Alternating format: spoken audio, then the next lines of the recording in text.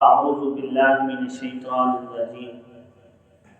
بسم اللہ الرحمن الرحیم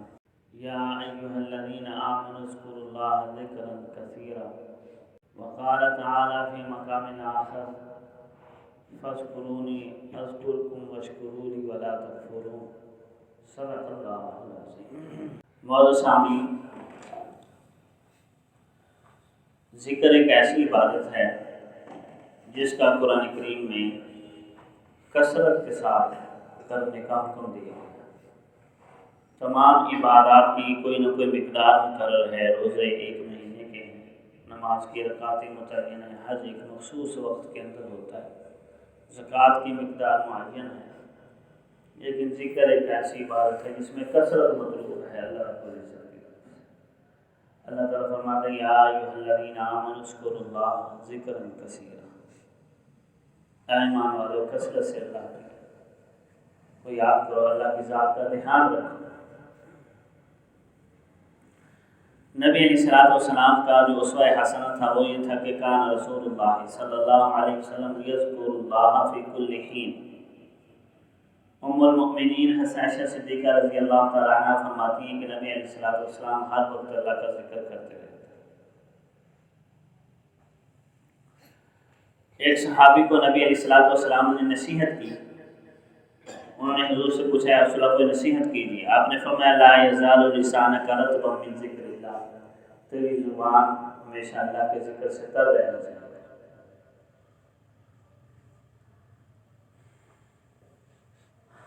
اب ہمیشہ اللہ کی ذات کا دھیان رکھنے کے، کثرت سے ذکر کرنے کے کچھ طریقے علماء کرام نے بتائے ہیں کہ اگر انسان ان طریقوں کے اوپر عمل پیرا ہو جائے تو ایسے شخص کو ذاکرین میں شمار کیا جائے، اور کل قیامت کے روز ذاکرین کے لیے ایک دروازہ مخصوص ہے جنت کا۔ احادیث طیبہ کے اندر ہے کہ ذاکرین اس دروازے سے ہنستے ہنستے مسکراتے مسکراتے جنت میں داخل ہو جائے۔ اب وہ طریقے کون سے ہیں؟ ان میں سے ایک طریقہ تو جو ہم سمجھتے ہیں نا کہ انسان اللہ اللہ کرتا رہے، زبان سے تسبیح پڑھتا رہے، یہ بھی ایک طریقہ ہے جسے مشائخ اور بزرگ فرماتے ہیں ہاتھ کاروال دل یاروال، یعنی آپ اپنا کام کرتے رہیں، دھیان اللہ کی ذات کا رکھیں، زبان سے اللہ اللہ کرتے رہیں۔ یہ بھی ذکر الہی کا ایک طریقہ ہے، اللہ رب العزت کی ذات سے محبت کا، اللہ تعالیٰ کی ذات کی دھیان کا ایک طریقہ۔ یہ بس اوقات انسان کو مشکل لگتا ہے تو اس پر عمل پیرا نہیں ہو سکتا، تو ایک اور کام کیا جائے، وہ یہ ہے کہ جو اس موقع پر جو کام کرنا ہے اس میں مسنون دعاؤں اور سنت آداب کا خیال رکھ کے وہ عمل کیا جائے تو انسان ذاکرین میں شمار ہو جائے۔ مثال کے طور پر آپ نے مسجد کے اندر داخل ہونا ہے تو مسجد کے دروازے پر آ کر تھوڑا رک جائیں اور دھیان کریں کہ نبی علیہ السلام کا اسوہ حسنہ مسجد میں داخل ہونے کا کیا ہے، کیا آداب ہے۔ دروازے پر کھڑے ہو کر پہلے نیت کریں، پہلا میں مسجد میں داخل ہو رہا ہوں اور اعتکاف کی نیت کروں، جب تک میں مسجد میں رہوں مجھے اعتکاف کا ثواب ملتا رہے۔ اعتکاف کی نیت ہوگی، پھر بائیں پاؤں جوتی سے نکال کر جوتی کے اوپر ہی رکھ لیں، پھر دائیں پاؤں جوتی سے نکالنا ہے اور اللہم افتح لی ابواب رحمتک پڑھتے ہوئے مسجد کے اندر داخل ہونا، اور اس کے بعد درود پڑھنا ہے الصلاۃ والسلام علی رسول اللہ۔ تو یہ چار آداب، اعتکاف کی نیت کرنا، دعا پڑھنا، دایاں پاؤں اندر رکھنا اور درود پاک پڑھنا۔ احادیث طیبہ میں مسجد میں داخل ہونے کے بعد ایک اور دعا کا بھی تذکرہ آتا ہے، اعوذ باللہ العظیم وبوجہہ الکریم وسلطانہ القدیم من الشیطان الرجیم۔ یہ دعا بھی احادیث طیبہ کے اندر آئی، اگر یہ یاد ہو تو یہ بھی پڑھ لیں۔ اسی طریقے سے آپ نے بیت الخلاء جانا ہے، وہاں ٹھہر کر اٹھیں کہ بیت الخلاء کیا آداب احادیث طیبہ میں بیان کیے گئے ہیں، حضور نے ہمیں کیا آداب سکھائے۔ کھانا کھانا ہے، اس موقع پر جو مسنون اعمال ہیں، جو مسنون آداب ہیں، جو ذکر ہیں، جو اذکار ہیں، جو دعائیں ہیں وہ پڑھیں۔ ہر موقع پر مسنون آداب کا خیال رکھنا، اس موقع کی دعا اگر ہے یا تو وہ پڑھنا، اس کا خیال رکھنا، تو یہ شخص ذاکرین میں شمار ہوگا کہ ہر وقت اللہ کا ذکر کر رہا ہے۔ یہ جو حضرت عائشہ رضی اللہ تعالیٰ عنہ نے فرمایا کہ نبی علیہ السلام ہر وقت اللہ کا ذکر کرتے رہتے تھے، تو بظاہر یہ ذہن کے اندر ایک وسوسہ آتا ہے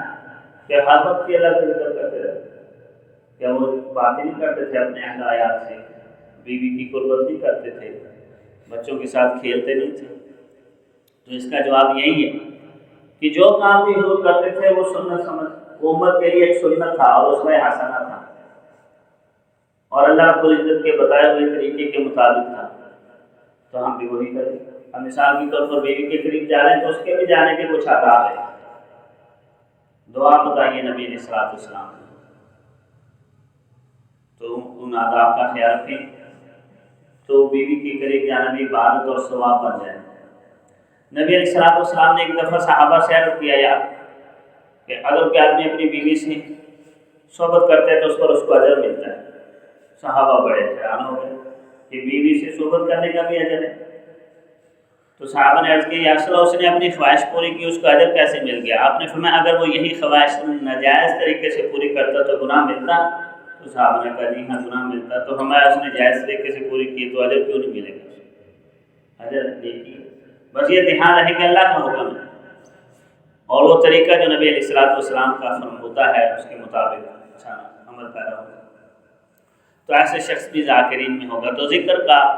ہمہ وقت ذکر کا دوسرا طریقہ یہی ہے کہ ہر عمل میں، ہر موقع پر مسنون دعاؤں کا اہتمام کریں اور سنت طریقے کا خیال رکھیں، تو انسان ذاکرین میں شمار ہو جائے۔ تیسرا طریقہ ہمارے مشائخ اور بزرگوں سے جو قرآن و حدیث کی روشنی میں انہوں نے ہمیں لکھا ہے کہ انسان اللہ رب العزت کی یاد کرنے والا سمجھا جائے گا، وہ یہ ہے کہ کوئی بھی کام آپ نے کرنا ہے نا، آپ کی ضرورت ہے دنیاوی، بازار جانا ہے، کپڑا خریدنا ہے، ساز و سامان خریدنا ہے، کوئی بھی کام کرنا ہے، گھر سے نکلتے ہوئے بس اللہ رب العزت کی ذات کا دھیان کرنا ہے کہ اللہ میں اس کام کے لیے جا رہا ہوں، آپ آسانی پیدا فرما دیجیے۔ تو دھیان میں ہے اللہ رب العزت کی ذات کا، تو وہ ذاکر ہو گیا، ذکر کرنے والا، دھیان رکھنے والا، غافلین سے اس کو نکال دیا جائے گا۔ اس کے دو بڑے فائدے ہیں، مسنون دعاؤں کا اہتمام کرنا، سنت آداب کا خیال رکھنا، اللہ رب العزت کی ذات کا دھیان رکھنا، اس کے دو بڑے فائدے ہیں۔